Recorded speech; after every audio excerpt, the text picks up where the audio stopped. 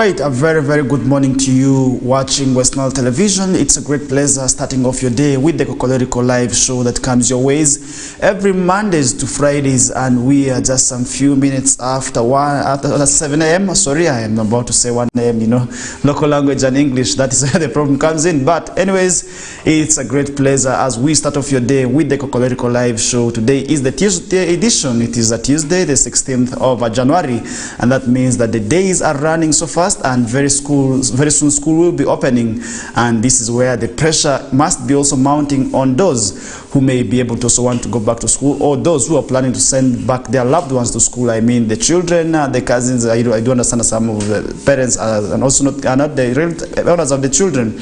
They actually may be guardians who may just be taking care of these children, and they have to ensure that these children also go back to school. And for the P7 leavers, I must tell you that those of you who have been waiting for your results, UNEB says that the results will not be released this week. I do not understand that some of you, we are actually anticipating that the results will be released this week, but UNEB is saying no, we are not releasing the results this week, but we are postponing because we do the line ministry, that the department that is actually to assess and maybe also ensure that the results are released this week has not yet communicated. So I think for those who have been waiting for your results, and this is to the learners, the pressure will be on hold for now. Really, we are pushing it till next week. I don't know when.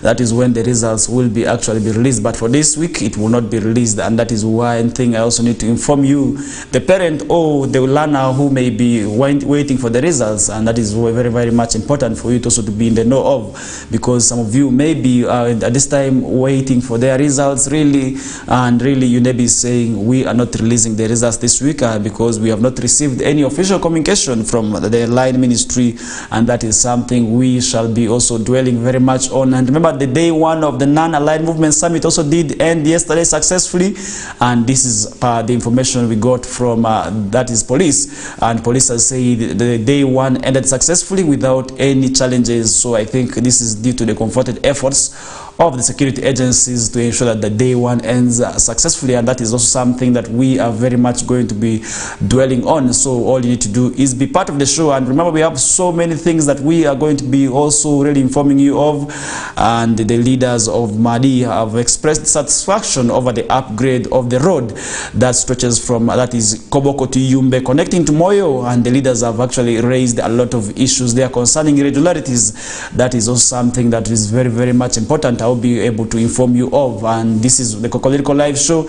In case you are watching it for the very first time, you are most welcome aboard to the biggest program that is on West Nile TV that starts your ways every Mondays to Fridays. So all you need to do is ensure that you be part of the show, since this is the only show also that will leave you and have an impact on you as an individual, that is in terms of informing you. So I think it is always very much important for you to be part of the show that is from 7 till the hour of 9 a.m. and on the same show. So we do bring guests, and today we are also expecting a guest, and this is where we are going to be discussing the non-aligned movement. We expect a guest very soon, and I will be able to inform you when he arrives. So I think that is something also I need not to leave you not informed of, because surely this is the only program where you will be able to be informed, since you need to really also be in the know of what is happening in and around the vicinities, since being informed is always one good thing, and it is one thing that really you must treasure, because you as an individual has to have access to information,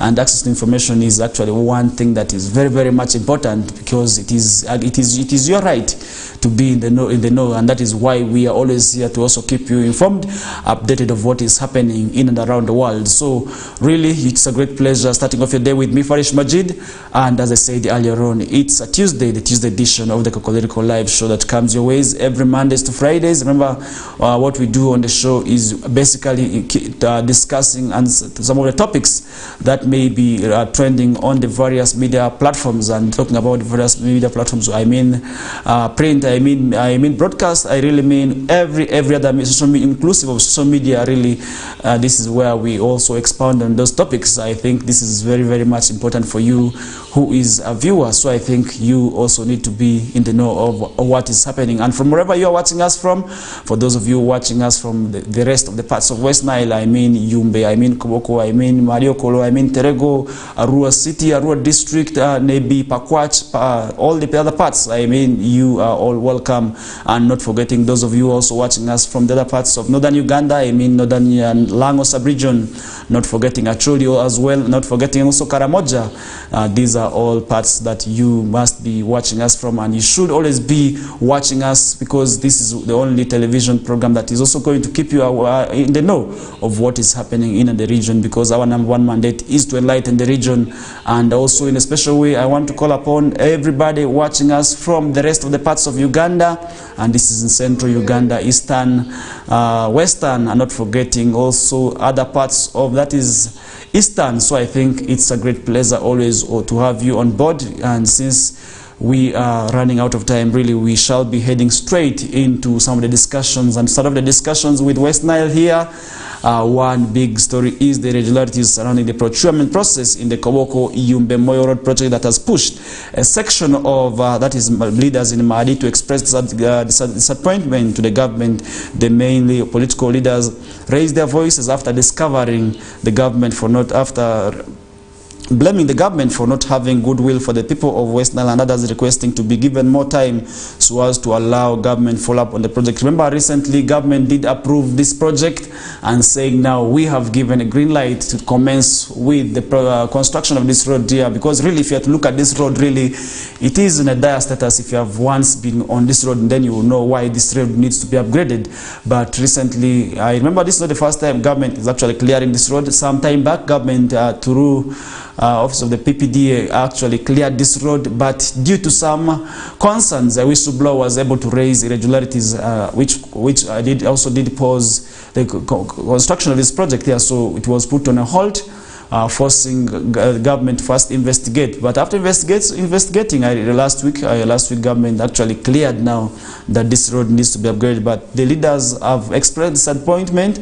And really, I want to call upon my producer to first relay what some of the leaders in that area are saying. And this is Anyama William. Let's first listen to what he is saying.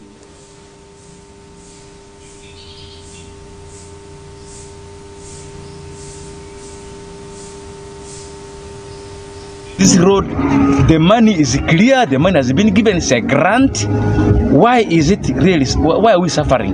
What is the problem? And I've always said that really, and I'll repeat that really, the government has no goodwill for this region, West Nile region. Let us really be very serious, and we're going to be very serious on this issue. This time we're not going to relent, we're not going to sit. We're going to start following it from around 13th, we're going to follow it very, very seriously.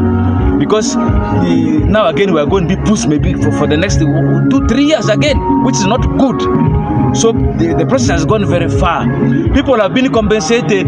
People have already even used the money that they were compensated with. People have built houses out of this money.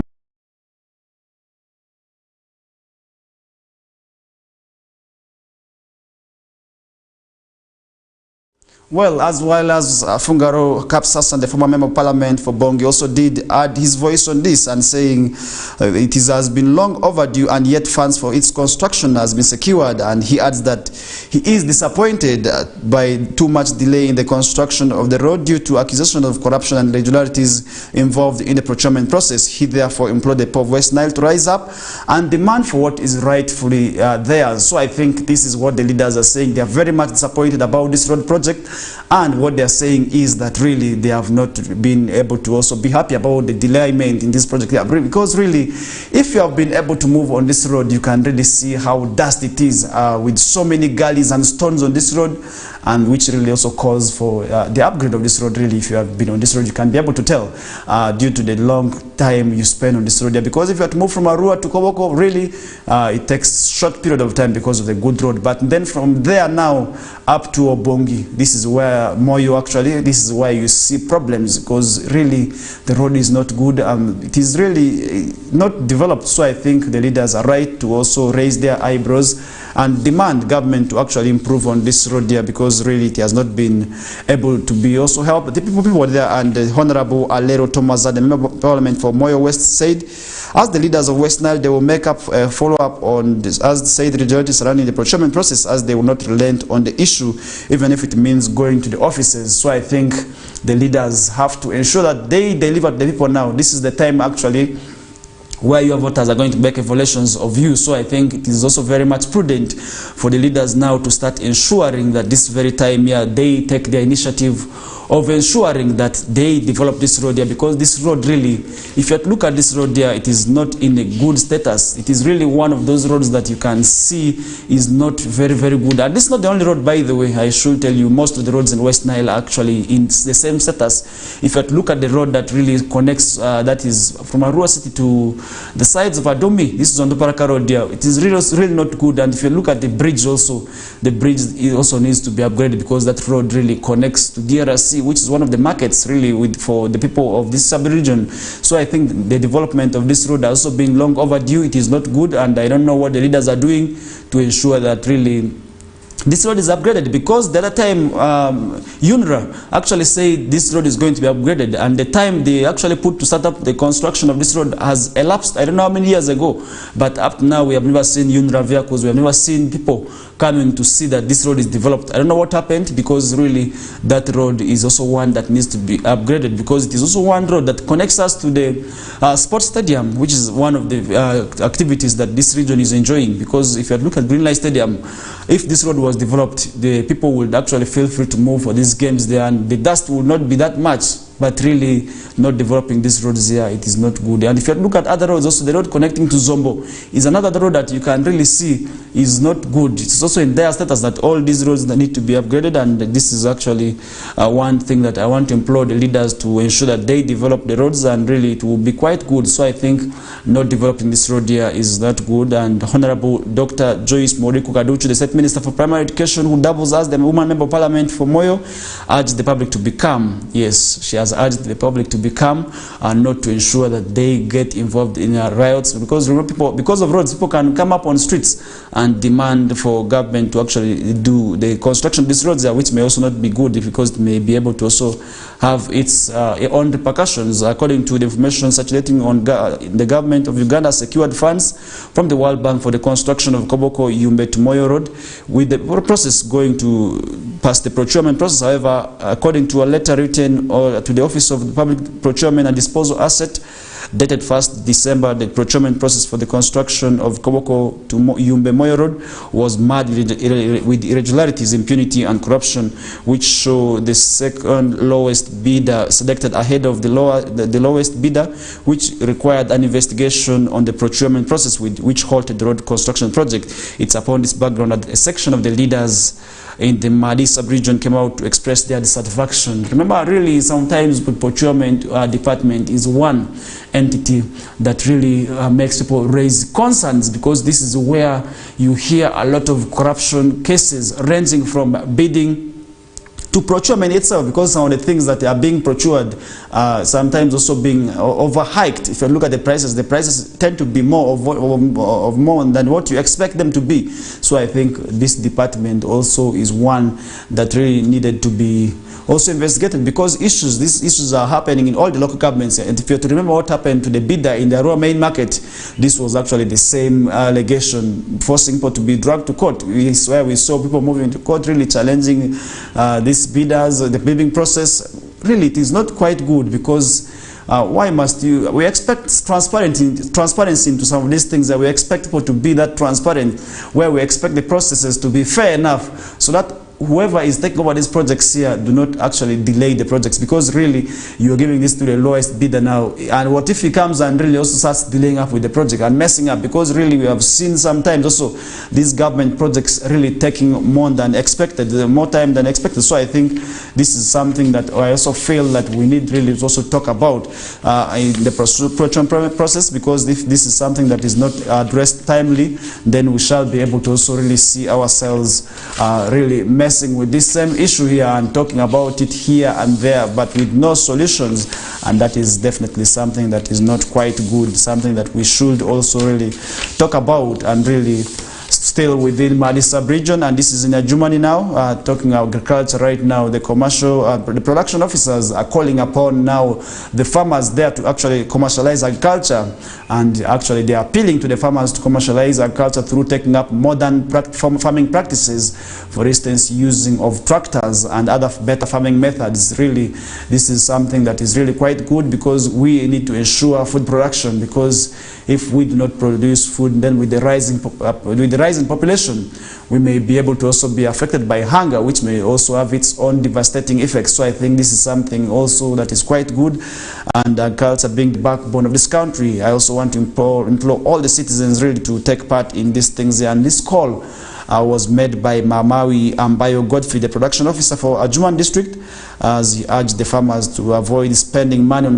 imported products, rather to be able to also use what is locally for them, and through using better farming practices. Remember, if you have to use better farming practices, this actually comes timely at a time where people are receiving the PDM funds. I must say, some of the farmers actually do not know what they can be able to use the PDM funds for, because recently during one of the training engagements I attended last year, this is for the farmers who we are able to receive the PDM funds from.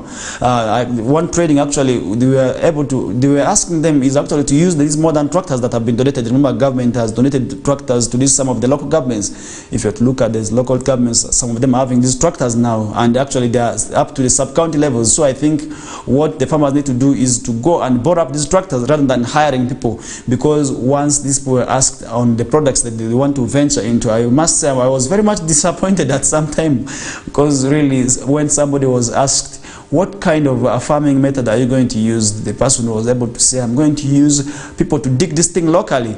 And when asked how much are you going to pay these people per day, and the woman was able to say, I'm going to pay them 10,000 per day. And they asked, how many days are you going to really take to ensure that you take part in this farming here?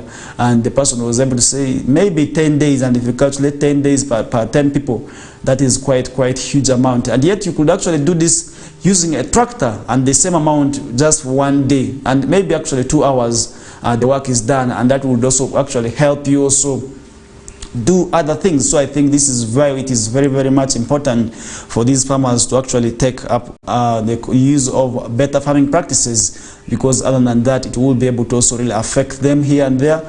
Other than that, it is also going to also limit them, and because really if you are to use these rudimentary farming practices, which may have its own effects, because really these take time.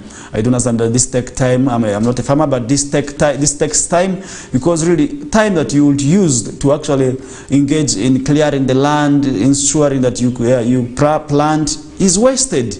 Is really wasted on digging alone. So I think it is not very good there. And Mama Ondo Gorina, the Secretary for Production at Adjumani, this local government thanked the Ministry of Agriculture and Animal Industry and Fisheries for donating tractors to Greater Northern Region, especially to Adjumani district, and urged the port to use them properly so as to eradicate that is poverty through commercialization of agriculture.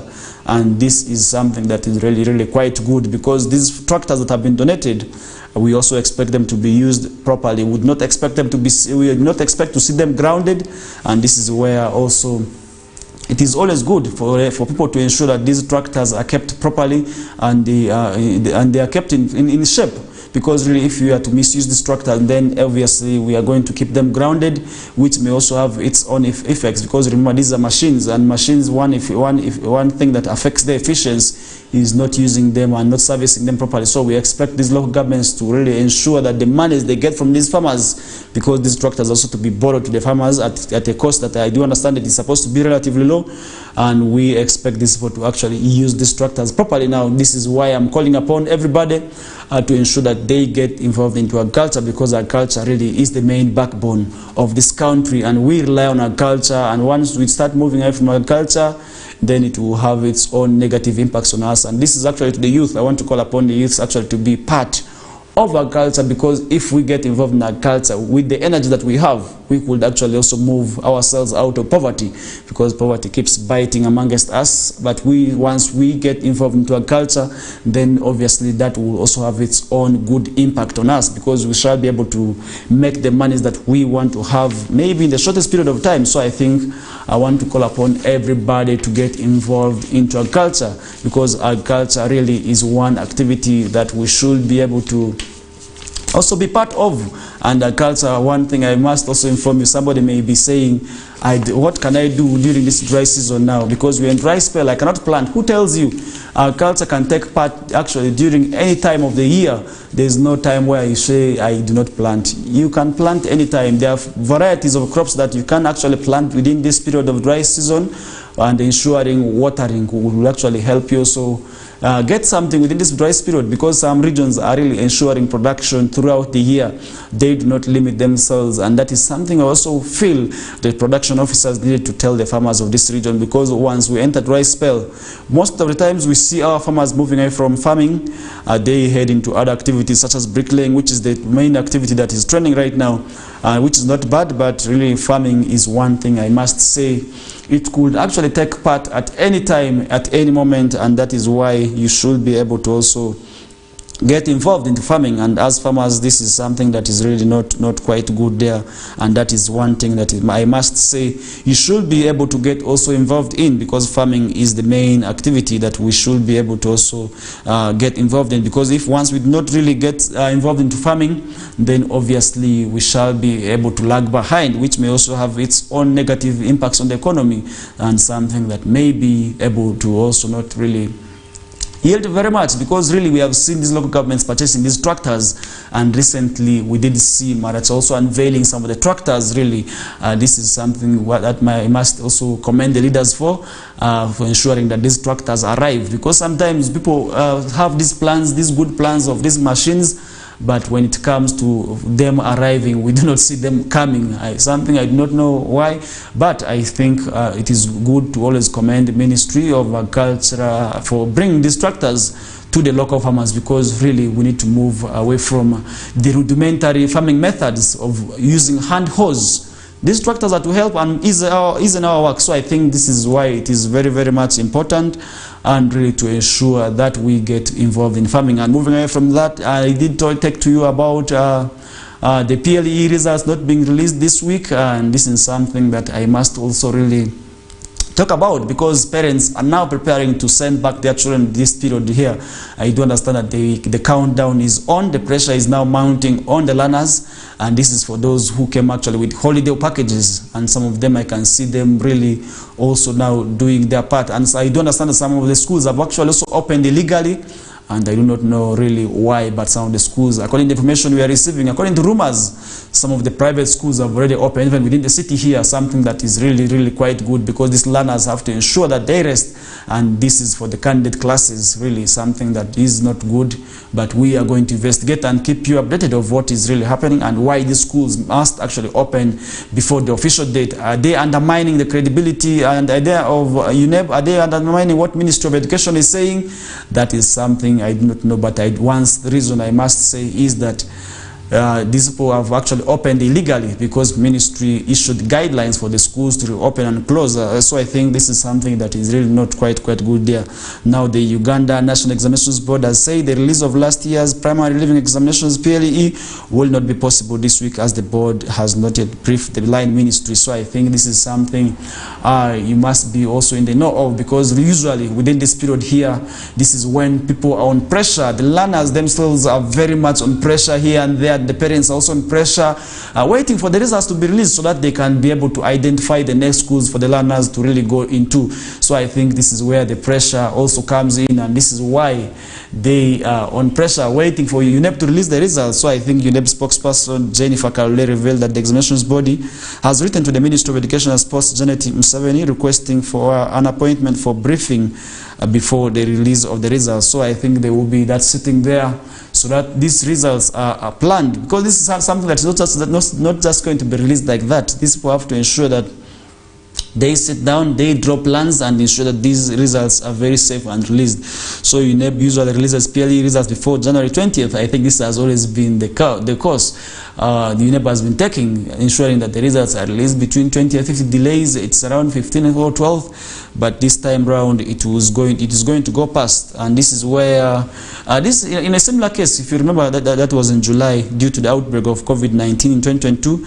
Results were released on January 27th. This also really caused a lot of pressure because people were waiting for results here and there. So I think it is time for the people to also relax a bit. So I think the learners and the parents, it is time that you relax a bit as you continue waiting for the results, as the results will be released at a date that will be communicated, and that is something also we shall be able to really keep you informed of as we wait for the results for our cities, our districts, and our various local governments plus sub-counties, because issues of waiting for results really stretch that down. Remember, sitting for these exams and paying for the fees, the learner is the one that sits for these exams alone, and it is the parent actually who ensures that they pay for this child's school fees.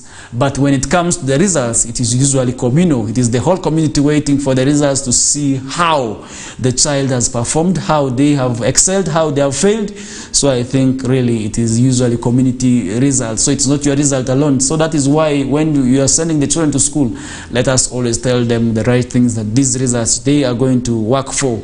It's not theirs alone. It is for everybody. The whole community is waiting for these results here. So primary school managers who spoke to the monitor said they were expecting the PLE results to be released this week since there was no interruption of the examinations process. Muzami Mutiaba, the director of Wenge Blue Day and Nursery School, actually that is in Jinja, noted that they would not be surprised if the results are not released. So I think this is something I also want to say, that school, everybody is waiting. All the stakeholders involved in the education system is waiting to see that these results are released.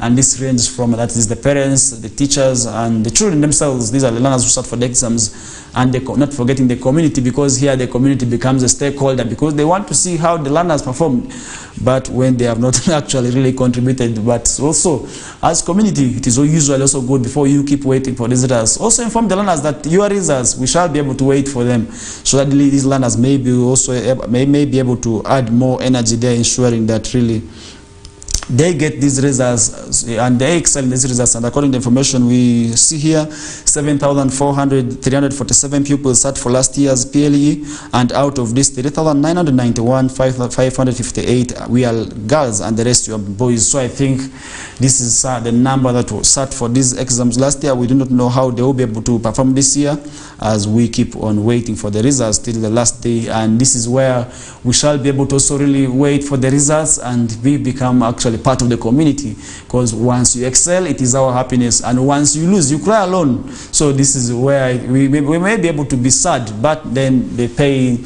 is not on us. We may be very sad for you, we may be shocked, we may be sad, we may be mourning, but it is you, the biggest mourner. So I think this is why it is always good to tell the learners to excel, to really work hard, such that we do not see cases of people failing. And if you look at what happens in this region, really, I must say it is not good sometimes, where you expect the learners to be in class so that they can compete with the rest of the country. You also get disappointed to see our learners really loitering in the streets here and there, which may also not be good, because really this has a negative impact on the performance of learners in this country here. So I think that is something we must also really help the learners talk to about. So I think as stakeholders, as I said earlier on, we are all stakeholders, because everybody has a role to ensure that these learners excel, because once they excel, they make the region proud. But once they fail, it is always us who carry the shame. We move with the heads down, not necessarily because we have not done enough. So I think for us to move with our heads high, we need to ensure that we support these learners each and every time, and telling them the right things, because you may be able to have that negative disruption on the child's education by not telling them the right things, which may also be able to affect them. So I think with that, we are going to be running for a short commercial break, And in case you are just joining us right now, this is the Kokoliriko live show on West Nile TV channel 0073 on Zuku and the rest of the platforms you are accessing us from. And for those of you who are accessing us on YouTube, we want to thank you so much. And those on social media, on Facebook as well, I as well want to thank you so much. But feel free to really drop your comments on what we are discussing here and there. And we are going to be doing this with you up the hour of 9 a.m. But for now, let's first have the first break of the show.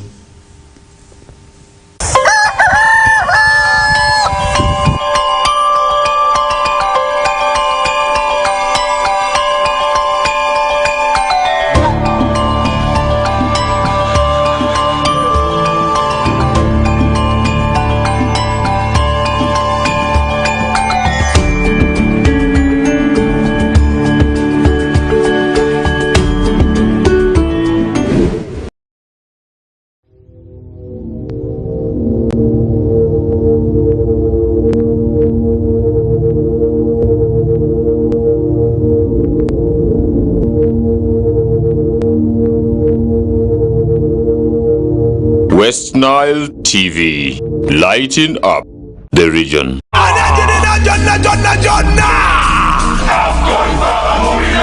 AFCON, all 52 games live only on StarTimes. StarTimes brings you Africa's biggest football tournament, AFCON 2023 live in English and Luganda commentary. Starting January 13, don't miss Mo Salah, Sadio Mane or Nana. Lead the hunt for gold as they take center stage. Renew your StarTimes subscription today and enjoy all 52 matches in HD live on Sports Premium and Sanyuka Prime. StarTimes, the official broadcaster of AFCON 2023. This message is powered by Techno, the official sponsor of AFCON 2023.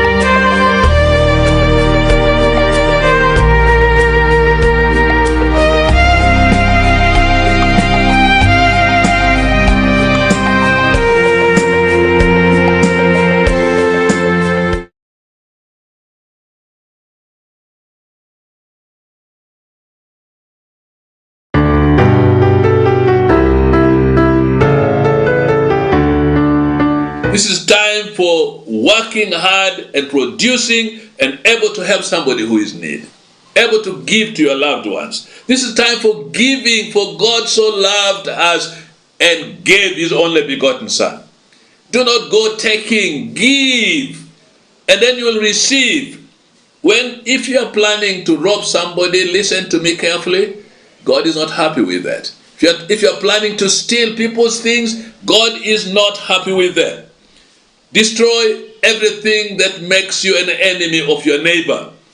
It's only God who can destroy those tendencies in your life and that habit in your life, so that instead of taking, you are a giver, because we need to demonstrate love in our time. Again, this is not time for sexual immorality, but this is time for us to prepare ourselves to receive the blessing of God. Many of us are going to waste our bodies in going into people's homes and going with people's wives and going with people's daughters, and we are going to waste our lives out there. Listen, this is time for you to open your heart, open your hands, and receive the blessing of God. I speak to people who are listening to me. If you are listening to me and you are in West Nile, my region, will you make your body the temple of the Holy Spirit and guard it? Allow your body to be used to bless our region. Do not destroy somebody's relationship by misusing his wife or his daughter. Allow yourself to be a channel of blessing, because God brings you his life in order to bless other people. Again, this is not time for dancing the whole night. Some people are going to go into dancing spree, in discos and everything the whole night. In my place where I am seated, the devil has only given and deprived people who are wizards to dance at night. Why do they dance at night? Because they dance naked, which they can't do during the day. Why are you deprived of sleep when you should eat and drink and praise God and go to bed and sleep? Then go and worship God tomorrow without a hangover. Dancing at night, going to spend time out there with other women, with other girls, with other men, is not going to give you any benefit of celebrating such a day as this. And this is a time for praises. This is a time for worship of God, because God has given us a gift that we cannot afford.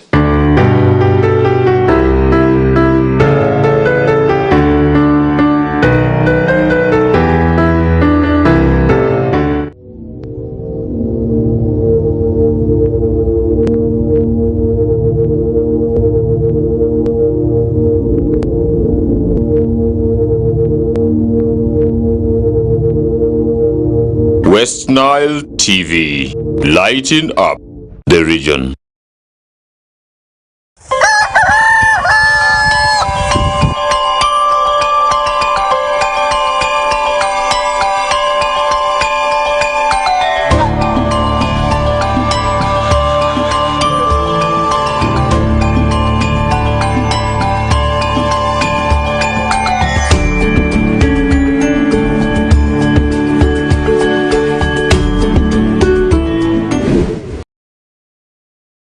Alright, welcome back from that short commercial break. This is still the Kokoliriko live show on West Nile TV, channel 0073 on Zuku, and from wherever you're watching us from, we want to thank you so much. And in case you are just joining us right now, it's a great pleasure having you on board, and this is the show that will have an impact on you as an individual, because this is also the show that must have an impact on you as an individual, because the issues that we discuss here are the pertinent ones that affect you and the society at large. And remember, the biggest talk of the nation right now is the non-aligned movement, and this is also very where we are going to be able to have discussions, and here and there, and I've been joined by a guest, and he will be able to really explain the relevance of this activity. Remember, so many dignitaries have really come for this event, and I must say over 93 delegates are already in attendance. So I think this is where we also expect the leaders who share ideas and maybe have discussions here and there, and that is also something that we'll be able to have a talk on. And remember, before we headed into a discussion, we had several issues talking here and there, ranging from the road sector, the release of the PLE results, and so many others. And we did get a wonderful comment here from Lemeriga Fadilan, said it shouldn't only be the Koboko Yumbe Moyo road prioritized, but the Yumbe Terego Manibe road is actually worst. And despite promising the commencement of work in September 2023, neither UNRA or any other government official has come out to explain this unnecessary delay. Money was released and landowners were compensated, and the contractor recruited. What exactly is happening and explains this silence and delay? West Nile wants answers, and actually that is Lemeriga with that wonderful comment there, and he's demanding answers. He's not the only one actually demanding for these answers here. I did tell you how leaders of Madisa region were actually also demanding for the same. They want to understand what exactly is happening in this road processes here, because some of the times, if you are to really look at how our government takes long when it comes to this projects. Yeah, sometimes also the contractors who are recruited take more time than what is expected of them. So I think this is also something, yeah, we did talk about in the first 30 minutes of the show. So I think right now, the non-aligned movement conference that is sitting, that is at Speak Resort Munyonyo, is one big one there that is trending. So I think we are going to be discussing that very much on the show here. But I've been joined by Feni Twibe. He's the CEO of West Nile Civil Society Network, and really we want to see what some of the leaders can actually discuss and have an impact on the nation when they are sitting in these conferences here, because we have two after this non-aligned movement conference that started on yesterday on 15th and will be able to run up to 20th, and then from there also the G77 plus China summit is another big one also that will be able to run up to 23rd. Remember, so many activities have really been happening, but really without wasting any time, Feni Twibe, you're most welcome on the show. It's a great pleasure having you. Thank you very much. Good morning, viewers. Yes, thank you so much for coming through, and really now I want to head into straight in the discussion. Before we head into the relevance of this non-aligned movement summit that is really sitting, I want to make an understanding of maybe what you think our leaders really need to front in these settings here, because recently, as we are heading into discussions here, we did see Burundi closing its own borders for Rwanda, neighboring Rwanda, because these are neighboring countries, and it's not the first time countries that is within East Africa are closing the borders for each other. Maybe what are some of the things that you feel our leaders and the delegates who are sitting in there can be able to front so that they have an impact on the country? Thank you very much. First and foremost, I want to say Happy New Year to everyone, and I also want to thank West Nile TV for inviting me here. Non-aligned movement, if you look at it, it is the second biggest platform after UN. United Nations is the biggest because it brings on board most of the countries. I think it has a membership of now 193 members. Non-aligned movement has membership of 120 members. It means it is slightly having lesser number than United Nations. But again, we have countries that have got observer status. I think for this one of ours, I think they are going to be around 18. And we also have organizations that have got observer status, meaning that they will come and attend, but would not take so much active role in decision making. Now, that trick, it comes down to the East African community you are talking about. That's also another platform. The EU, AU is another platform, and many other platforms that organizations have. Now, in these platforms, what is true is that there are issues that are discussed at a very strategic level. They discuss the issues, and individual countries now go and domesticate them and also act on them. But again, the issue of Burundi and Rwanda, I think even just of recent, just few hours ago, I think yesterday or something of that sort, we also have an issue of Tanzania suspending the operations of Kenya Airways. So those issues keep coming, but I can assure you,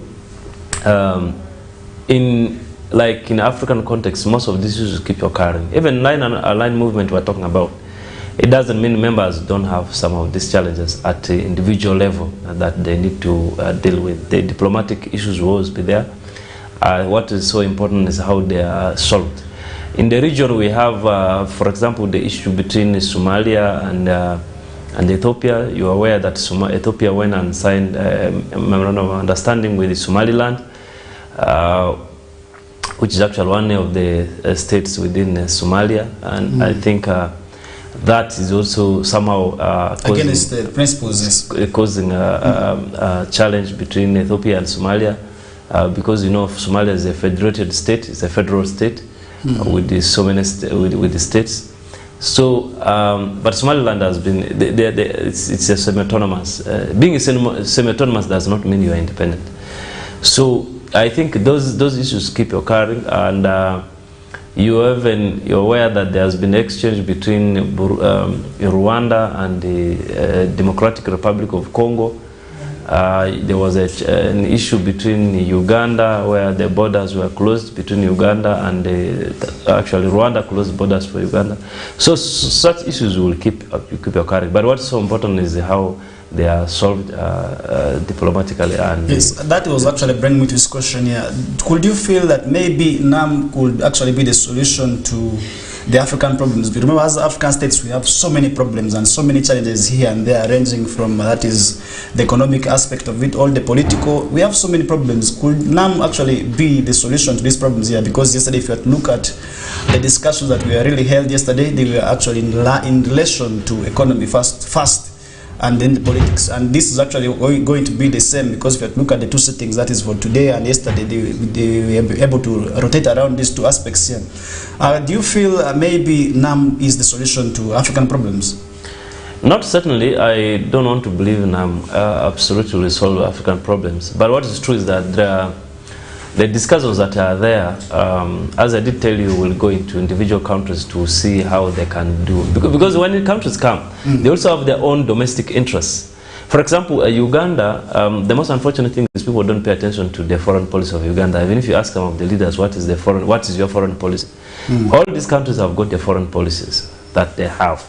And they have their interests, domestic interests that they need to protect.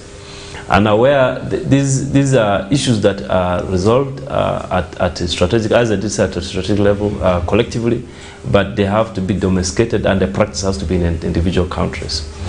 Now, I just want to give you an example. You have got UN that is there in a place. What is UN supposed to do? UN is supposed to do a lot of other things, but you see some of the actions of some actors, they are contrary to what UN is supposed to do, and the UN becomes helpless. Why? Because even within the UN, there are people who fund the UN, who support activities of UN. In UN, you have Security Council, but you also have General Assembly, which by actually the arrangement of UN is supposed to take major decisions and so forth. But if you look at the work of the Security Council, it is more like they play pivotal role than the UN General Assembly. Why? Because there are people within Security Council who are permanent members and with the veto powers. You can talk about the China, you talk about United States of America, UK, can talk about France, you could talk about Britain. These are countries, even if in the Security Council, the rest of the countries say, no, this is correct, we are supposed to go by that. But if one of them say no, it stands because they have veto powers. Now, having said that, there are even people who are members of UN who have ever gone against the resolution of UN, or people who have ever done things without the resolution, necessarily with the resolution of UN. So the same happens to the NAM. Yes, it is okay. It's a platform that is good to discuss so many issues, but I can assure you it will not solve most of the problems, because at the end of the day, the sovereignty of every country is something that is key, and people will behave to the best of their national interest, yes, because they are sovereign states. If you look at the principles behind the formation of NAM, one was actually non-interference into the affairs of another country, but whereby we have seen as these countries now interfering openly into the affairs of other countries. One example I can actually give to you is the invasion of Uganda by Tanzania, which was against the laws and the principles for this formation here. And do you feel maybe NAM could actually now bring in the unity, because right now the leaders are sitting, they must be able to discuss a lot of pertinent issues here and there, and these are issues that affect all the states. Could this actually play a part maybe in bringing unity among these states? Yes, when you talk about unity, it is true. These platforms are literally to foster unity and to make sure for the countries to work together, collectively work together on their interests. Now, the issue of invasion of different countries and so I did tell you that the countries have got their own national interests. For example, if not only Uganda then invading Tanzania during Idi Amin's time, but also many other countries invaded others, if you look at it critically. But the truth of the matter is, as I did say, countries have got their own individual interests. I can assure you, there are these collective interests people have, But at the end of the day, these are sovereign states. They will always pursue their individual interests. And the individual interest comes first before those collective interests. Now, where a country sees that the action of their counterpart will tend amount into undermining their interests or their sovereignty, definitely they will be forced to defend themselves. I think those are things that happen. But away from that, these platforms are just a good platform, first and foremost, as you did say, for that is actually the second question I was coming to. For cooperation and also to advance economic interests. For example, here, now that we are receiving many delegates from many heads of states and so forth, we are receiving heads of states and many other delegates. So that itself is a very good diplomatic gesture for the country, that we have got acceptance all over, that people now trust us, that people can come and converge in Uganda. And that is a sign that, now, even in the sideways, there are many other discussions that are going to take place, economic discussions, the security, strategic cooperations and so forth, that is going to take place. Uganda may possibly come up with so many deals with many countries. For example, maybe economic cooperation, maybe going into receiving more people who will have interest in investing in Uganda, as I did say, can be economic, but it can be a cooperation in security, along the security line. It can be cooperation in any other field. So those are some of the benefits that the country have. But also away from that, there are things that must be negotiated collectively. I can assure you, Uganda, if Uganda goes and negotiates in other platforms alone, it may be very hard. But if Uganda, or not only Uganda, the members of NAM agreed collectively that we want this to happen, and they go and negotiate collectively as members. So I think the negotiation becomes so easier and better, because in the current world, you need to be under an umbrella, or you need to be in a platform for you to gain some bit of weight to negotiate. So I think that is also another important aspect that countries get from such platforms. But also away from that, of course, now you see today Uganda is going to be, most of this, first, the fact is that most of these countries that are participating in Uganda today, their national TVs, their local TVs are going to be relaying all the events happening in Uganda to their people. In a way, they are going to, many people are going to know much about Uganda. Many people are going to pick maybe interest in what Uganda is all about, and what is in Uganda and the opportunities in Uganda. So the fact that this new international or even local televisions in those countries are going to focus attention to Uganda, it is a good marketing strategy for us. Actually, one call that was made to these dignitaries is to explore Uganda. And remember, we have so many potential tourism sites, but this is a country also where we have also put, we have endangered some of these tourism sites. If you look at the dam, the waterfalls, like just recently, Maschichon Falls was also threatened. That is for dam construction. Maybe, what extent do you think that these events may be able to also fuel in tourism? And really also, I was of a view, by the way, to see to it that maybe why don't we make these events rotational? Because if I look at the developments this activity has come with, we have seen start right from Entebbe Airport, where the terminal has already been opened officially for people to start using, and now works at the Entebbe International Airport. As we got information, it stands at 75%. And if you look at the road sector, it has also been developed for this summit here, and the venue itself really has been that developed. And not only the venue, even if you look at the Zambia flyover, they have opened it for use as a result of this dam, though the construction was before. So I think all this come with developments, and maybe how can these things be used maybe to touch other spheres of the economy, for instance, tourism? Yeah, when it comes to tourism, definitely Uganda is going to gain a lot. First and foremost, the guests that have come in, they are going to spend money here, and that is going to benefit, it is going to be good for the economy, because these people definitely have come with the monies that they must spend. And also, but the truth of the matter is, it is not going to benefit every other person, and not local people. I was in Kampala just last week. I think I came over the weekend. I know a lot of activities are taking place. but some of them are also displacing the local people, because just like the way we handle our visitors in a village settings, that when a visitor is coming, you have to clean everything. Which is quite... and those ones, those children whom you think are not so... You said, please go away, and very important people are coming. I think somehow that was how we were behaving. But also, again, if you look at... but broadly, the magnitude of such events cannot be held as of now in any other part of the country or any town apart from Kampala. Why?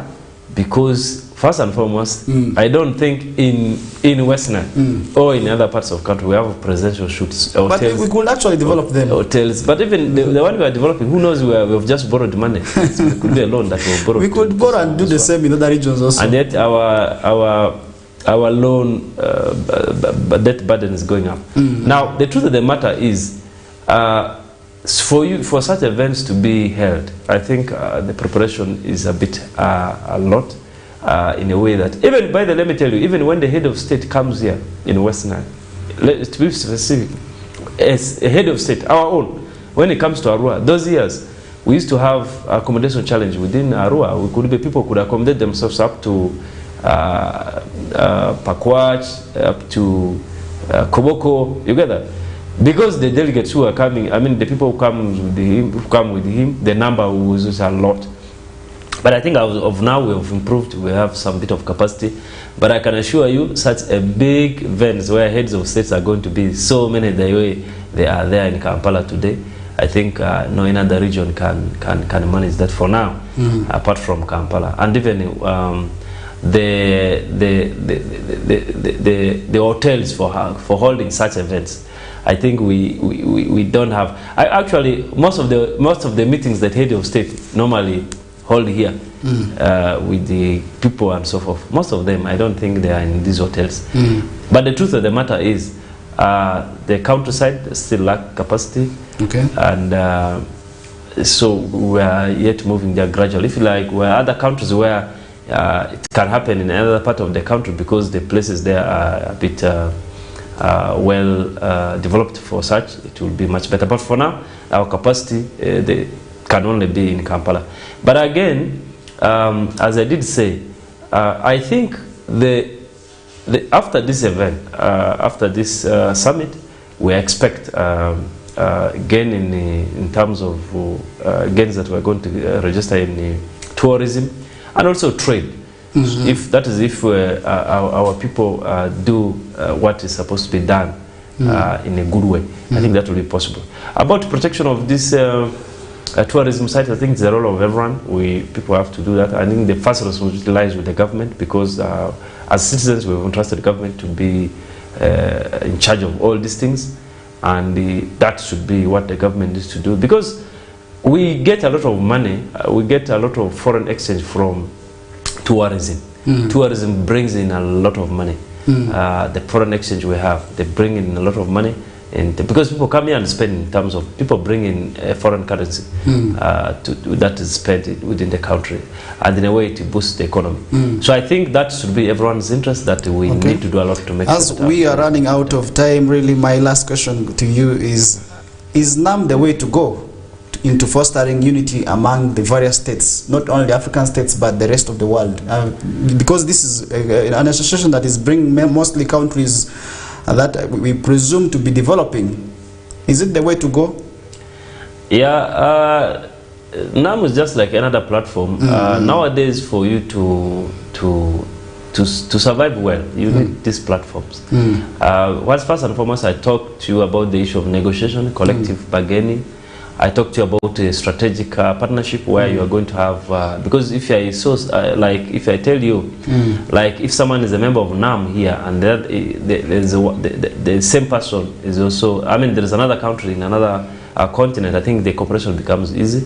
So I think because of that, it is a good platform. Just like another platform, like another platform we have. Many of the countries have their own platforms. For example, apart from NAM, people also have other platforms at the regional level and at the continental level. There are so many platforms people have for many reasons. Could be economic, could be security, could be what. For example, non-aligned movement was formed because they didn't want to take to be seen to be taking side, either belonging to the blocks, to the blocks, the United States, and the issues where United States have now got there are countries that have formed themselves, and they have NATO. But NATO is still very strong, and they also, because of the issue of security, we have the former Soviet Union in the Cold War era. But again, even if they are formed, it doesn't stop these countries of NAM from interacting with these other countries because of other reasons that they have. For example, because of NAM, you cannot say that you can no longer interact with the United States of America. Otherwise, that becomes risky for you because you have some interests that can only be got. I wish we had time, because that is where I was coming into. Because some of these countries under NAM, even themselves, we have seen them taking part in joining the blocks. We have seen them supporting, but because of really time, we cannot be able to extend with the discussions here and there. And we want to thank you so much for coming through and talking to people. And as West Nile Television, we really very much appreciate your time for coming through. And in case you're just joining us right now, this is the Kokoliriko live show, but we are running for a short commercial break. And when we return back, we shall be able to also come up with more topics for us to discuss here and there. And remember, you can be part of this show by only sharing your feedback on the various platforms, and we shall be able to share with the rest of the viewers. But for now, let's turn for a short commercial break. And when we return back, we shall be able to pick up with the conversion from there. Thank you.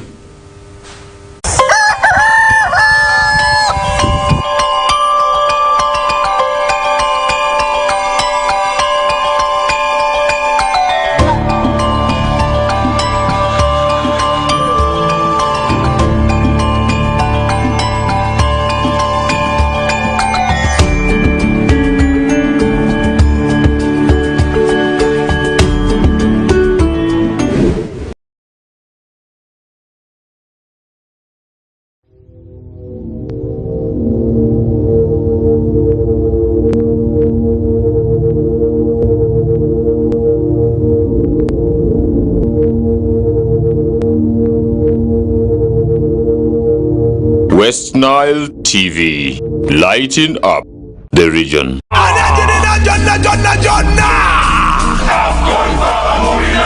AFCON, all 52 games live only on StarTimes.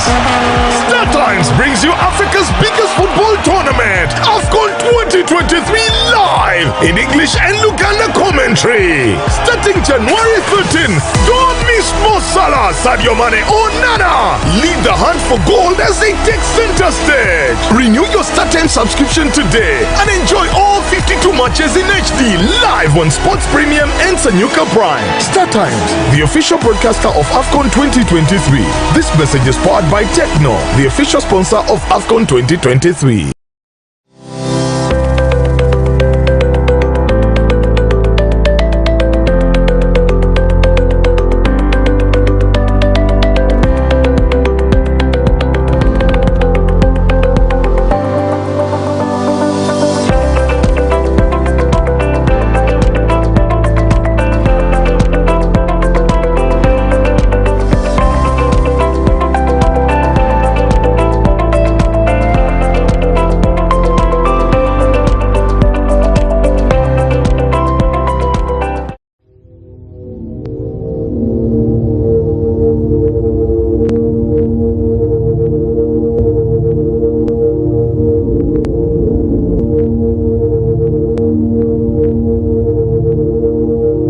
West Nile TV, lighting up the region.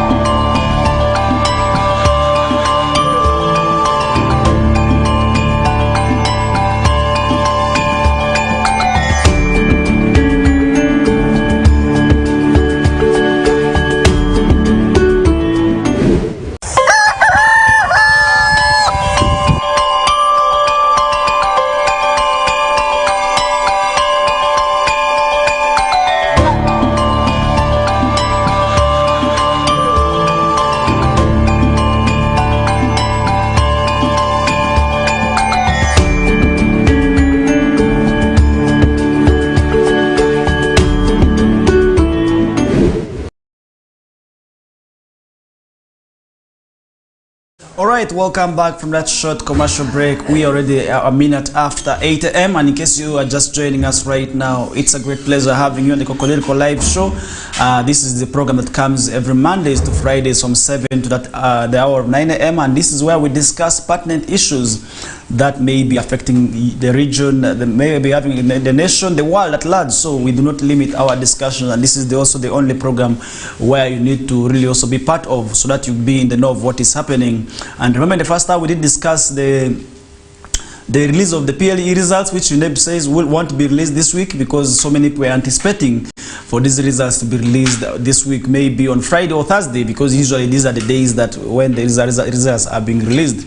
But UNEB has made confirmation that they have not really made that communication. They will first do a sitting, and then this is where they will be able to also brief the line ministry, that is Ministry of Education and Sports, so as to ensure when proper dates will be identified and these results will be released. And so many stakeholders, remember, school directors, parents and the learners have actually been waiting for these results, and the learners want to see how they performed, and the parents also want to see how the learners performed, so that they can be able to also identify the next schools for their children. And remember, the teachers also and the directors of schools want money. Some of them want money because these learners, some of them are actually stuck without paying school fees. So I think also it is time for the parents to pay back their monies, and also want to see how the learners perform, so that they will be able to also start other campaigns. So, you know, when a school performs, it is also one way that it is to be able to market the school. So I think so many stakeholders have been waiting to see how their learners performed, and that is also something that we did discuss. And remember, we talked about also the leaders of West Nile sub-region raising their dissatisfaction over the delays in the construction of, that is the Moyo, that is the road that stretches from, that is Yumbe to Koboko and the Moyo. That road that has been there quite long there, and that has been in dire status.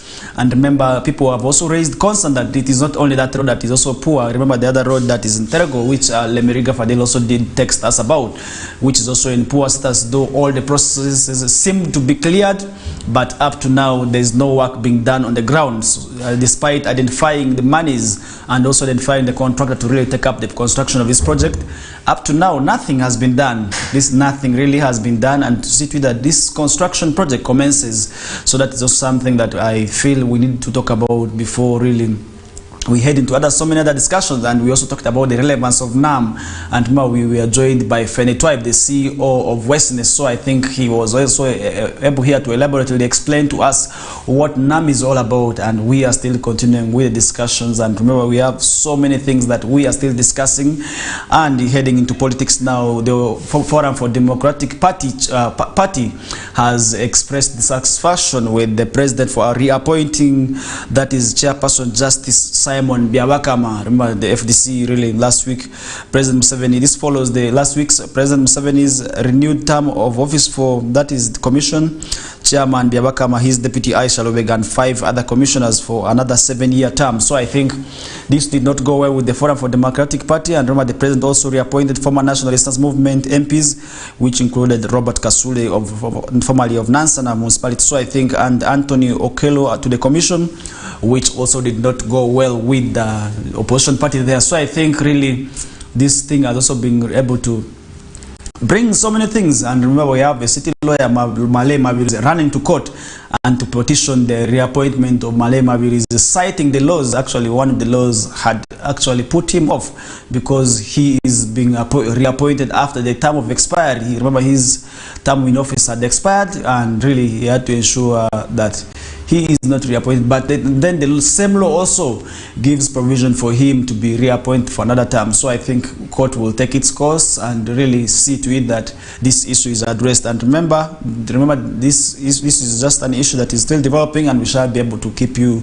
updated of what is really happening. And remember, he has not been actually being sworn in by Parliament, and remember, Parliament has to do his vetting, because the President just provides names, and it is upon Parliament now to ensure that these names are vetted, all these persons are subjected, Parliament may be able to also reject them. So I think this is something that we are still following up on, and we shall be able to also keep you updated of what is happening. So I think that is why you should not be able to miss. And remember, during Monday's press briefing, FDC's Publicity Secretary John Chikonyogo said they will oppose the latest EC designations, arguing that officials making the commission attached to the ruling party and as such cannot facilitate a free and fair election. And that is something people, whistleblowers, have always raised concern of, and electoral observers have also likewise issued queries in line to this, because I'm the one giving you the job.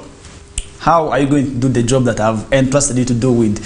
Are you going to do it fairly enough? That is something that I really do not know, because this is where we are seeing a candidate who is also actually going to be part of the elections, also reappointing people to oversee these elections. So that is something that this opposition party is saying. So I think this is something we are also following up on. Really, maybe if that law can be amended, it will be able to make these people happy. I do not know about it, but really that is the commission, that is the what FDC is saying, and really it is also something that we still be able to follow till the last drop. And he further noted that the appointment of renowned NRM cadres, that is Kasuli and Okello, is a strategy by the incumbent regime to tighten and be in power. So I think that is something they are saying, and we shall be able to really also follow it. Remember last week, NUP leader Robert Chagulanyi Sentamu expressed concerns over Museveni's appointment of the EC officials, that he said they were able to, these are people who were attached to the ruling party. So I think it is not only FDC, and the NUP fraternity has also raised the same concerns.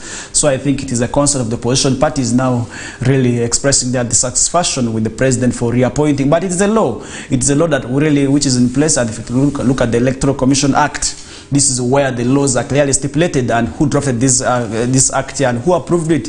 It is something that we need to question, because really the powers, he has the powers, he's doing what is within the law.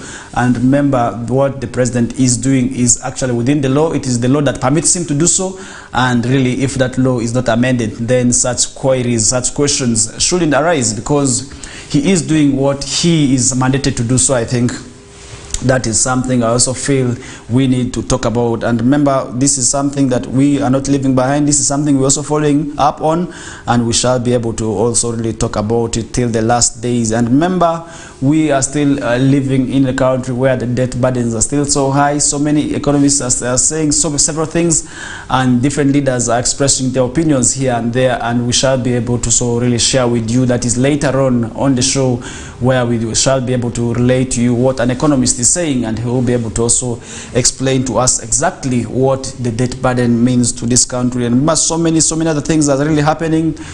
We are still witnessing a lot happening, so we shall be able to also be part. If you have to be part of the show, then definitely you will be able to also know what is happening, and you will not be left behind. And that is why it is always very much important to be part of the show, because this is the show that will be able to also keep you updated of what is happening in and around the world. So I think that is why you shouldn't miss the show. You shouldn't always you should always be part of the show.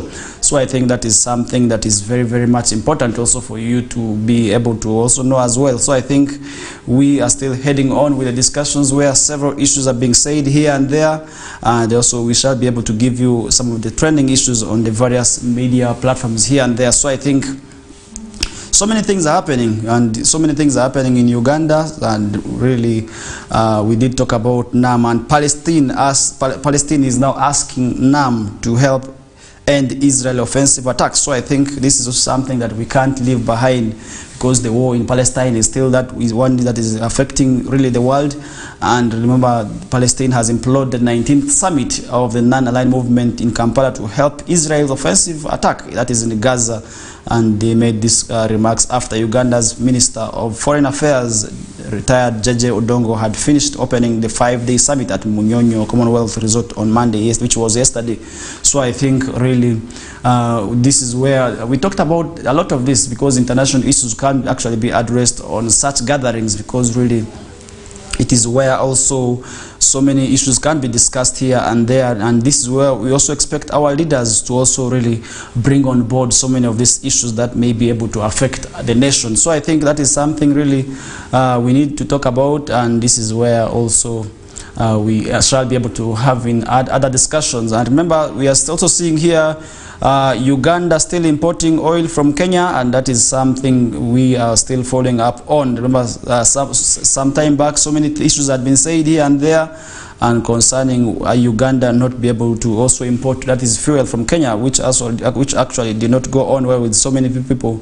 And remember, we are still living, this is East African community where we are seeing so many queries happening within us as people of this community, despite us having this good international sitting where we are discussing so many issues. Remember, Tanzania suspended, that is Kenya Airway passenger flights to Dar es Salaam. So this is something that we are really seeing also that is happening there. And despite that, also we did see Burundi closing its borders for vehicles coming from, that is Rwanda. So this is something also really we should be able to really engage ourselves on and have a look into. Other than that, then that definitely it is also going to really affect the nation. It is also going to affect us. And remember, Kenya Airway operates at 3 scheduled flights per week, that is between Nairobi and Dar es Salaam. And the sudden suspension of Kenya flights is expected to significantly impact passengers traveling between the two countries. And this is in a tit for tat. Tanzania Civil Aviation Authority suspended all Kenya Airways passenger flights between Nairobi and Dar es Salaam with effect from January 22nd, that is of 2024, and Kenya Airways operates at 3 scheduled plus. This is in response to Kenya's recent rejection of Tanzania's request to allow its airline, that is Air Tanzania company, to operate cargo flights, that is between Nairobi and third countries. Really, this is a tit for tat game, but really also Kenya also needed maybe to explain to Tanzania that we are stopping your cargo flights into entering our country for these reasons. Maybe also had to make Tanzania understand, and that is why we are seeing all these things happening now, because all these things affect the peaceful coexistence of the nations, and also it may have an impact on the East African community if not well addressed right now. And the NAM, which is actually sitting right now, should be where these issues are addressed, and this is where I want to call upon the leaders actually to use this international sitting so that these differences can be put aside, because other than that, really so many bad things will be able to continue going on, and these have their devastating effects on the economies. And remember, this stopping on the flights, which was actually a good one, remember this is going to put it is going to destabilize trade. And remember, so many passengers who use these airplanes, actually who travel by these flights, are the business people. So I think it is also going to affect trade in one way or the other. And we expect these dignitaries from these countries, and we actually expect the East African community also really to ensure that they address these issues here. And this is where we are seeing so many of these things there. And the Tanzania Civil Aviation Authority cited that Kenyan authorities' refusal was a violation of Section 4 of the Memorandum of Understanding on Air Services signed between the two countries in 2016. This section provides for reciprocal treatment of airlines from both countries. So I think this is something also we really need to engage ourselves on. So Johari further emphasized that Tanzania's commitment to international aviation regulations and bilateral agreements, stating that the United Republic of Tanzania shall always strive to adhere to the principles of Chicago Convention, that was 1994, and bilateral air services agreement between the states. So I think breaking the law is this memorandum of understanding sometimes is also what is causing some of these wrangles that we continue to witness, that is between the countries of these East African states. So I think this issue needs to be addressed timely, because if it is not addressed very well, then it will be able to also really have its impacts on the country. So I think this is something that we should also really ensure that we talk about. So I think we are not leaving that out. We are going to follow up on this, and when we see that is till the last drop, when we shall be able to also see when this will take effect, because the days are not very far. The days when these flights are going to be barred from entering, that is Dar es Salaam, are not very far. The days are very few. So I think we are still following up on. We shall be able to also really keep you updated of what is happening in there. So I think this is something that we should be able to also really talk about, because it is something that we should not always leave behind. Remember, so many things are still being talked of, that is ranging from this region to the international scene. So I think we still have a lot more that we need to talk about, because other than that, that is also something that we will be able to really affect trade between these two countries, because if it is not addressed timely, then it will have its own impacts on the economy of East Africa at large, because really This is something that we need to talk about, and in a similar development, Museveni urges Somalia to emulate NRM's ideology for prosperity. That is also something that we are seeing on the various platforms here. So President Museveni is actually asking, that is the Republic of Somalia, to actually emulate the NRM ideology, and President Museveni urged Somalia to draw inspiration, that is from the National Resistance Movement's successful ideology for the prosperity and strategic security of the citizens. Museveni made the call on Monday as he met Uganda's ambassador to Somalia, Professor Tulia Muhika, at State House Entebbe. So I think really we have a part to ensure that Somalia is developed. So instead of just providing security, that is through deploying soldiers there, the president is now actually seeking for the leaders there now to adopt the NRM ideology, that is of socio-economic transformation, which is actually the key now. So I think this is where the president's call is coming. So Somalia very soon, if they adopt that same, they will be able to really also do the same. So President Museveni emphasized the role of empowered Somali youth in defending the country, both military and ideologically. So I think he's calling upon the youth, because the youth hold the majority population and they have the biggest that is power to ensure that society is transformed. Because if we do not really engage the youth, and the society of youth that is not engaged well is one that may have so many problems, because the youths have the energy, and secondly they hold the majority population, and really where you see a population that is not really being engaged into productive activity, that is where we are seeing so many issues. And that is why the government of Uganda is striving so much to really bring the youth on board with so many ideologies that have been in place, but most of them actually have not yet yielded very much, and we are still seeing, and we are still wanting to see them yield. And if you look at so many government initiatives that have been really brought up in place to support the youth, we have the Enyoga, we have provisions for the youth. We had the youth livelihood, which was particularly for the youth, but really some of our leaders have also misused this money here, and maybe they have not been able to really put this money into productive use, which has not generated very much. And that is why we have not yet seen the youths really transforming out of poverty, because they still continue swinging in poverty, and they are the ones that still continue complaining of unemployment, because this is actually one issue that has also all been raised very much by the youth. So I think we need to ensure better means. We need to ensure that the youths are helped, and that is why the president of the Republic of Uganda was calling upon the people of Somalia to ensure that they help the youths really get transformed, because that is something that really we need to talk about. Because last year Somalia admitted to the East African Community, making it the 8th member of the bloc. Really, Somalia, really, which is found in the Horn of Africa, was actually one state that did join admit to joining the East African Community, which is a bloc that brings out so many countries, and becoming the 8th now. Really, that is something that is quite good.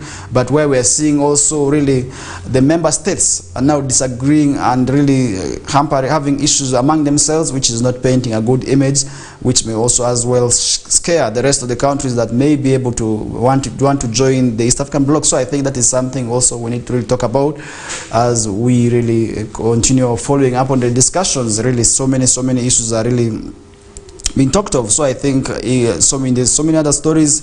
We are not going to limit ourselves to that. We shall be able to also keep you in the know of so many issues, as this is the only show that will be able to also keep you updated of what is happening in and around the world, where we discuss so many issues. We discuss the trending stories on the papers, and where we also let you know of what is happening. So we are still going on, and the Gara Growers Tea Factory in crisis.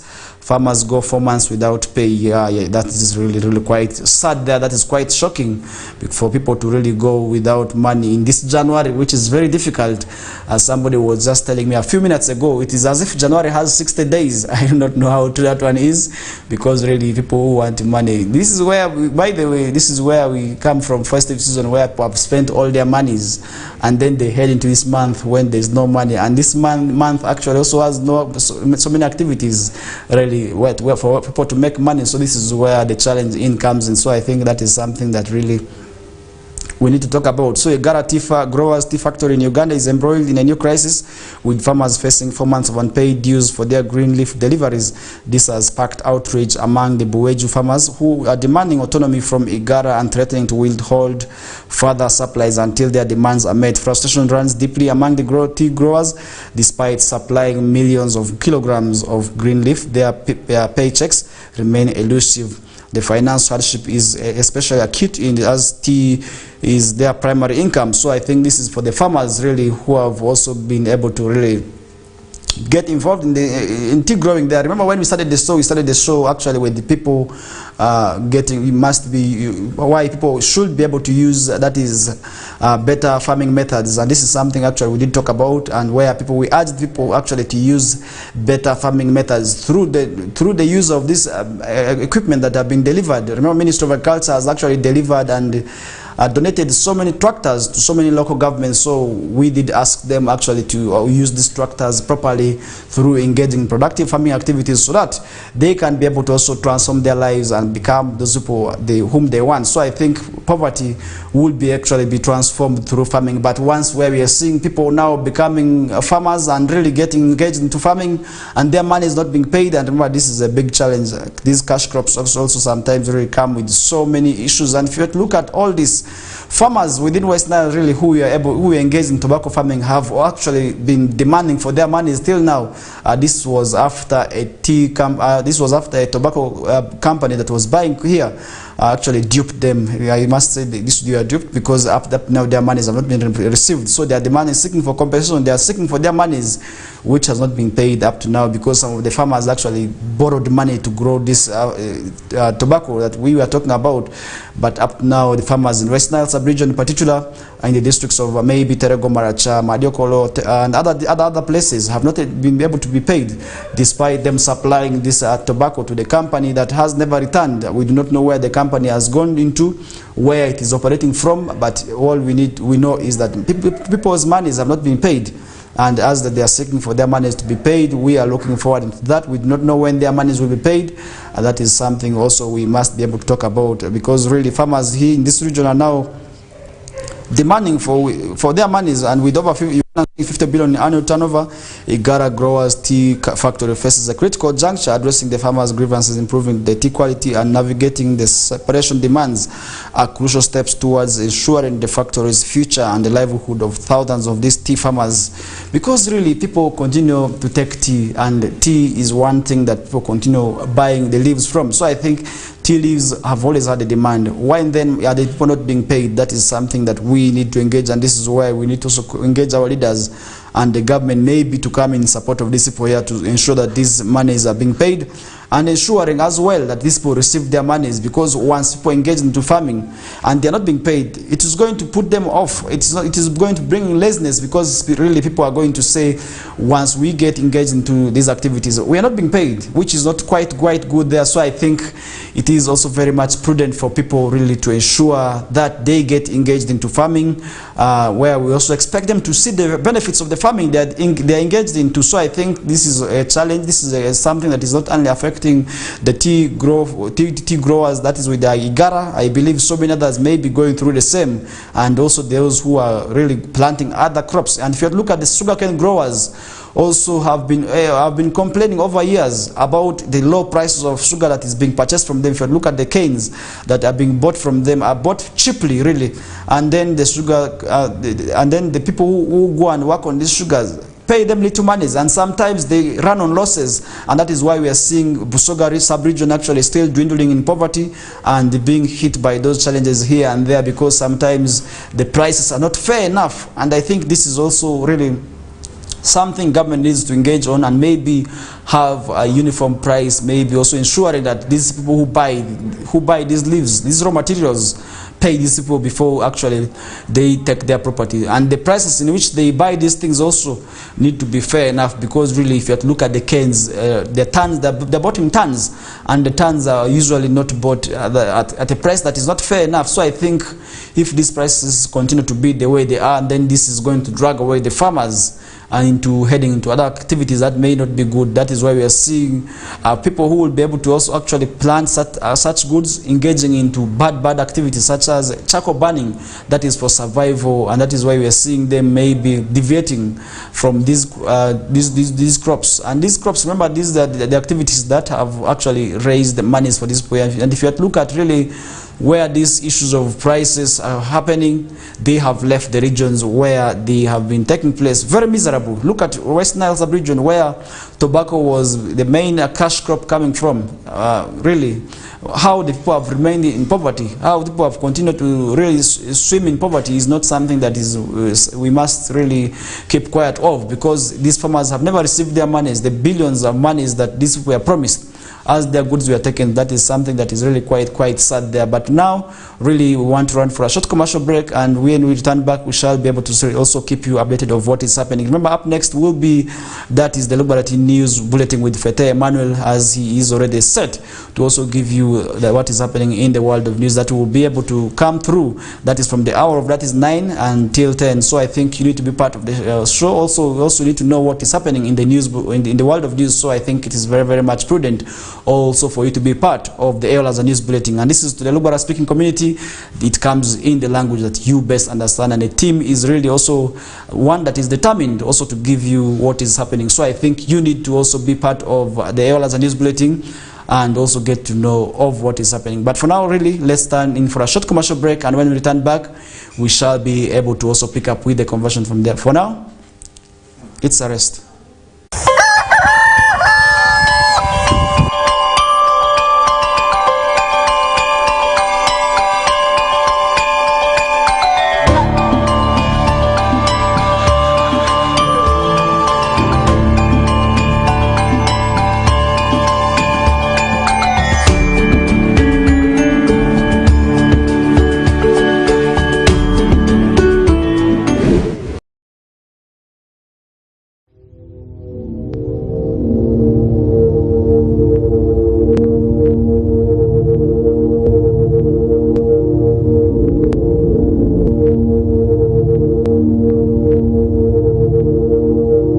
West Nile TV, lighting up the region.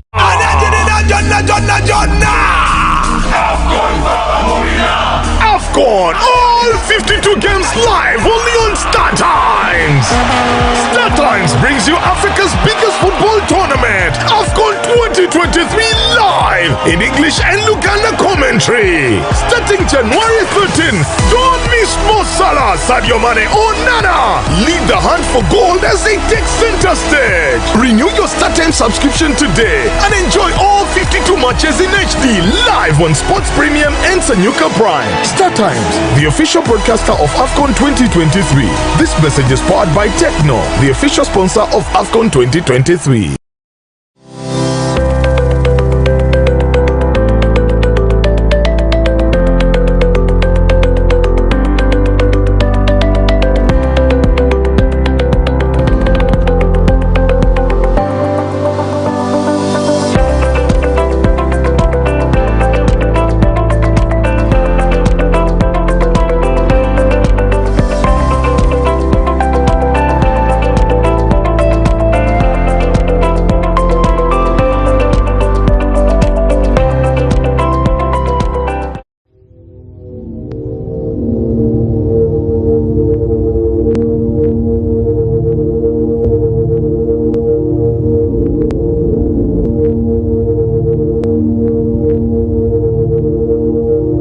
West Nile TV, lighting up the region.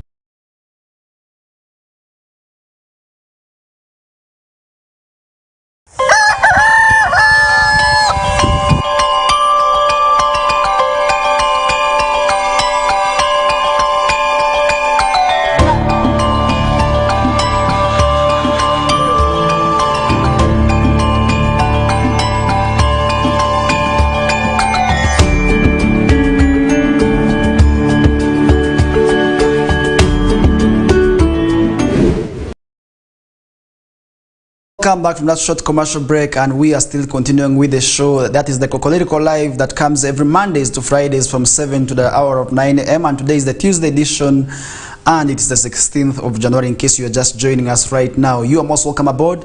And for you also kept it right from the time we began till this hour of the morning, we want to thank you so much, as we are here to enlighten the region, and enlightening the region comes through with also letting you know of what is happening and within the region, so that it can be able to also foster in change. So I think we did discuss a lot of issues and here and there, and we are still continuing. Remember, recently the government of Uganda did release the report on the debt burden that is really increasing, and remember the Attorney General did release this information, but the Ministry of Finance actually came out and said this is sustainable. And remember, despite all these things here, the debt burden is still sustainable, and Uganda has not been labeled as a country on the blacklist. So I think the country still qualifies really to borrow for these monies. And remember, payment of these monies here by the citizens, actually through you, the citizens, and where we are seeing people of West Nile sub-region actually facing it rough with the tax enforcement officials.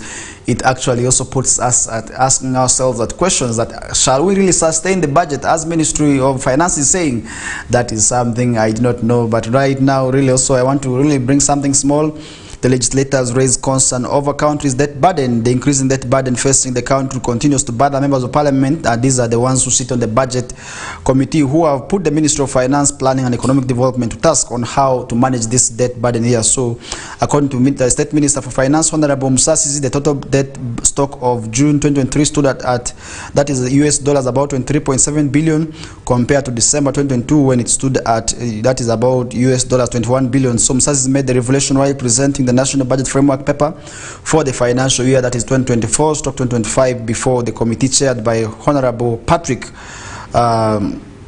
That is Honorable Patrick, and I think that is something also really we shouldn't really also leave about. And Honorable Patrick, or he's called Patrick or Polot Isiagi. And now let's get to hear what the economists are saying about this debt burden, because really paying this money here lies in the hands of each and every individual. It is not only me to pay it, it is you who is going to pay. Even a newborn actually has that debt burden. That is the information you're getting from the economists. Let's first get to listen to what the economists are saying, and then we shall be able to also expound more on the discussions. Thank you. Good morning, Mr. Majid, and good morning, viewers. My name is Akenda Benson Ulama. I'm the Managing Director, Nile Trust Company Limited. I am so passionate in social entrepreneurship and local economic development of Uganda. I have a privilege to be hosted here at West Nile TV, particularly to air out my view on how high national debt potentially affects the population of Uganda. And this follows the recent stream of presentation made by the Honorable Minister of Finance, Matia Kasaija, following the report of the Auditor General showing that Uganda's debt currently stands at 97 trillion. Yeah, as concerned citizens, it is our responsibility to take concern and participate in how the development of our country is taking lead, and how we must be responsible citizens in raising revenue through local economic activities to enable government to generate resources for developing this country. Talking about debt is not that everyone is exclusive of it. It is well known that all developing countries globally basically relies on borrowing to finance their national development programs. And Uganda is not exclusive. And borrowing is not a bad thing at all, both for nation, for public interest and individual interest. So, however, when borrowing becomes a bad debt, it becomes a concern for either individual or public. Now, concerning this matter, which has brought me here to talk about the high level of national debt and how it could potentially affect the population. Yes, viewers, I would love us to be all passionate and consider this presentation in good faith.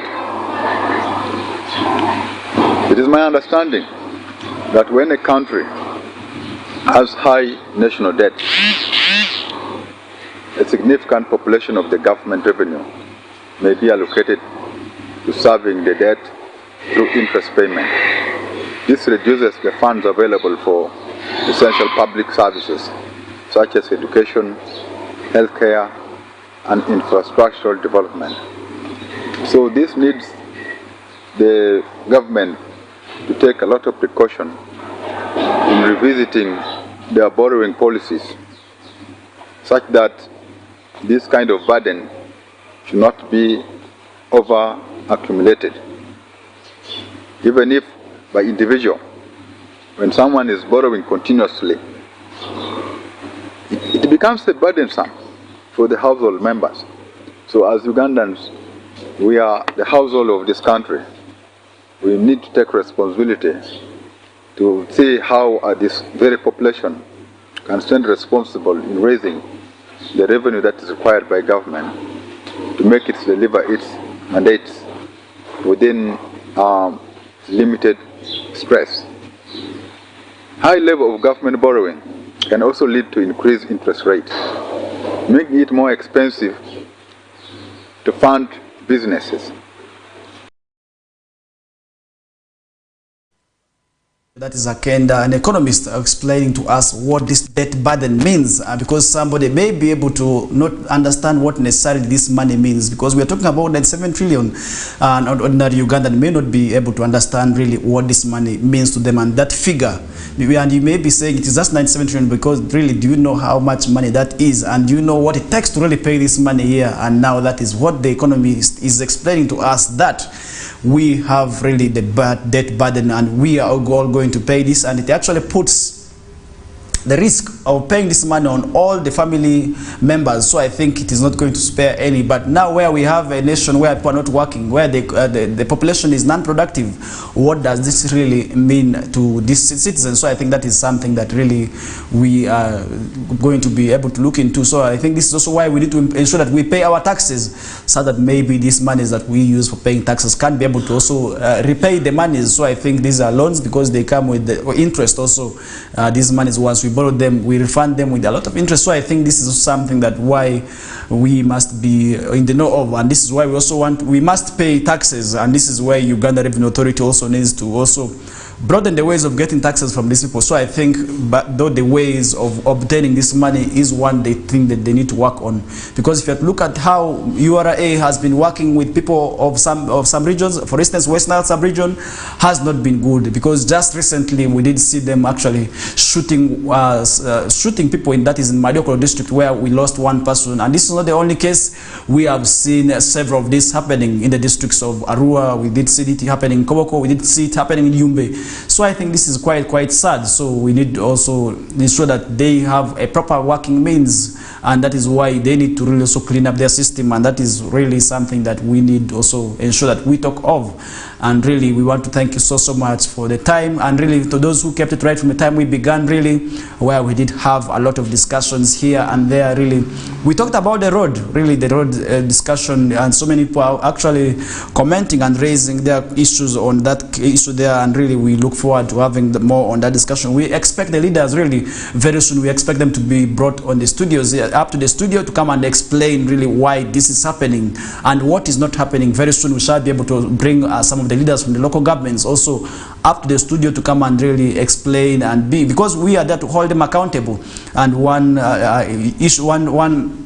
activity the fourth estate, which is the media, does is actually to hold these leaders who hold the positions responsible, and we shall be able to also really bring them here to come and explain what is really happening, where is the corruption coming in, and why the corruption must actually come in place. And we also did talk about the NAM. Remember, this is the sitting that is currently happening, and it is actually the biggest activity happening in the country right now, which is really a discussion for so many leaders, where we have so many heads of states coming in, and they're discussing a lot of pertinent issues that may be able to so affect development. So I think we are still going to be following up on that activity till the last drop, and in case of any developments happening from there, we shall also be keeping you in the know of what is happening from that side. So I think it is very, very much important for you to always be part of the show. That is from every Mondays to Fridays, 7 to 9 a.m. And today, really, we want to thank you, whoever commented, and we want to thank you so much for your comments, and we really appreciate them, because this is the way we are going to actually bring in change, because really we are here to enlighten the region, and one way we are to enlighten the region is actually through also airing our views, our voices. So I think the platform is there for you. You can feel free to really also drop your comments, and we share them every day. That is from Mondays to Fridays on the Kokoliriko live show. And remember, we are running out of time. Really, we want to stop with today's discussions here as we pave way for the Ewalaza News team, and Fete Emmanuel is really set and smartly dressed also to give you what is happening, and that is why you must be in the know of what is happening. So as you wait for the rest of the programs, remember at midday we shall also have the Lembangea News Bulletin. This is for the Lulu speaking community, and the Nilecast will be able to also return. That is at 7 p.m. and not forgetting so many other programs. Whistle Time will be able to also come today.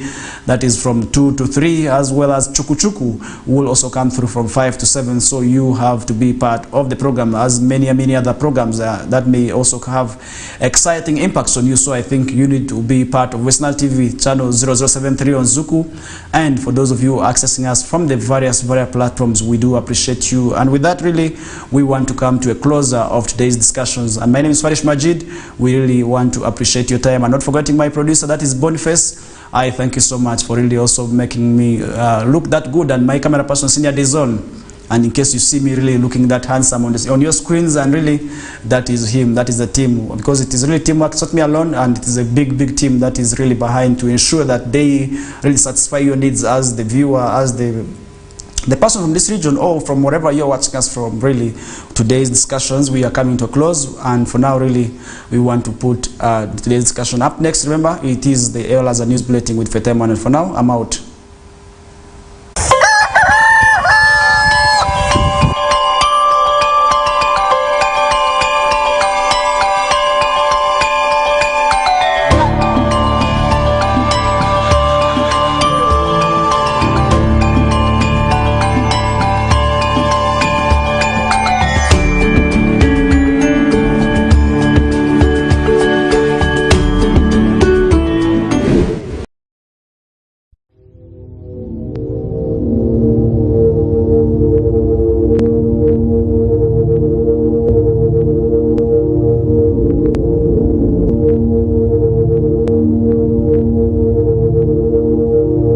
West Nile TV, lighting up the region.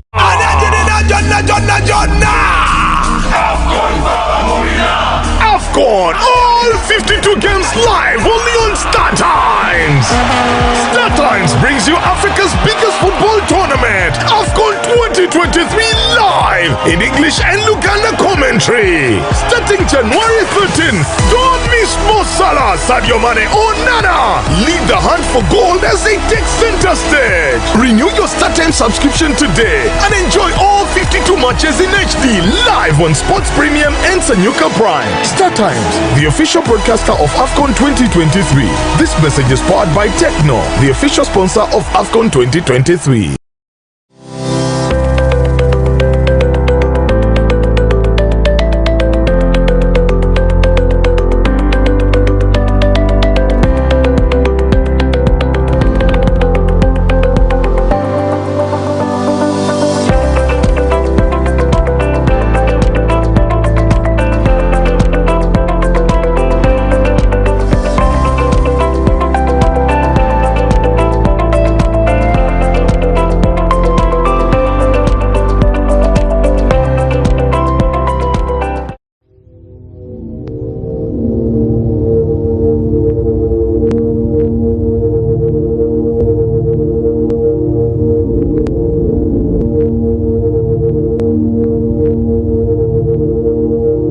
West Nile TV, lighting up the region.